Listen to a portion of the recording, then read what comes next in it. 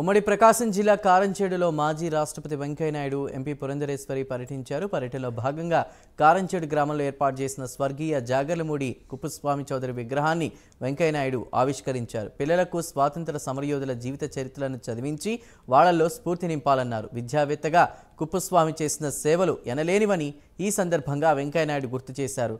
కారంచేడు గ్రామ ఖ్యాతిని దేశాలకు కూడా వ్యాపింపజేసిన మహోన్నత వ్యక్తి కుప్పస్వామి చౌదరి అని పురంధరేశ్వరి అన్నారు.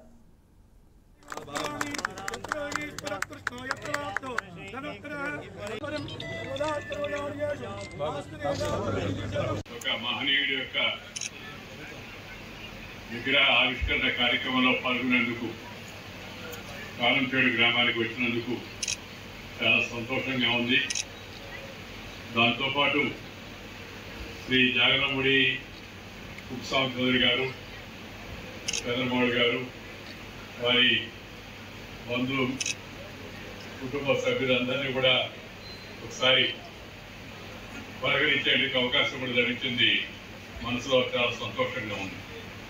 ఈనాటి కార్యక్రమంలో పాల్గొంటున్న అమ్మాయి దగ్గుబాటి పురంధరేశ్వరి, డాక్టర్ దగ్గుబాటి వెంకటేశ్వరరావు గారు, అలాగే శాసనసభ్యుడు శ్రీ ఏలూరి సాంబశివరావు, అలాగే ఈ కార్యక్రమానికి ముందుగా నాకు విషయాన్ని చెప్పి తెలియజేసి తర్వాత నన్ను ఆహ్వానించే దానిలో చొరవ తీసుకున్న డాక్టర్ కామినేని శ్రీనివాస్ గారు, అలాగే గ్రామ సర్పంచ్, అలాగే ఈరోజు ఈ కార్యక్రమంలో పాల్గొన్న పెద్దలకు అందరికీ నమస్కారాలు.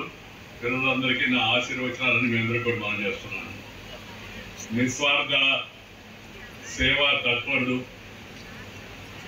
పాలనా దక్షుడు, దార్శనికుడు, అభ్యుదయ భావ సంపన్నుడు, విద్యాదాన నిరతానదాన ఎల్లప్పుడు దానశీలుడు, స్వాతంత్రోద్యమ సాహితీ పోషకుడు అయిన శ్రీ జాగర్లమూడి కుప్పస్వామి చౌదరి గారి విగ్రహ ఆవిష్కరణ జరగడం, దాంట్లో మనందరం పాల్గొనడం, చాలా వారిని స్మరించుకోవడం చాలా ఆనందదాయకం.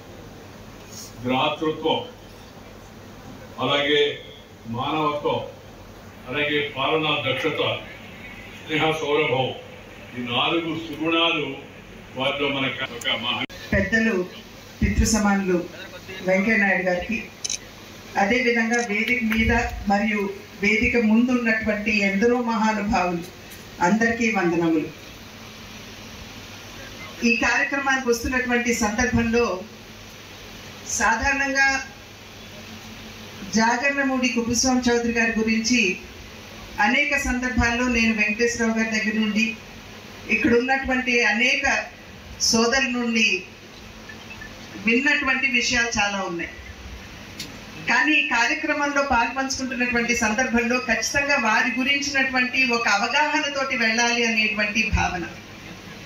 నేను ఈ విషయం ఎందుకు చెప్తున్నానంటే, చాలామంది ప్రశ్నిస్తూ ఉంటారు, సాధారణంగా మహానుభావులు పుడతారు, గిడతారు, అనేక సంవత్సరాలు అయిపోయినప్పటికీ కూడా మనం తిరిగి వారి ప్రతిమల్ని ప్రతిష్ఠించుకోవాలా అనేటువంటి ఒక ప్రశ్న చాలా మంది మనసులో ఉత్పన్నమవటం అనేది సర్వసాధారణం. అటువంటి సందర్భంలో నా అనుభవం నుండి నేను చెప్పే విషయం ఏమిటంటే, ఖచ్చితంగా ఇది చాలా అవసరం. ఎందుకంటే ఇక్కడికి వస్తున్నటువంటి సందర్భంలో కుప్పస్వామి గారి గురించి తెలుసుకోవాలి అనేటువంటి ఆలోచనతో 2 రోజుల పాటు వారి గురించి చదవడం జరిగింది.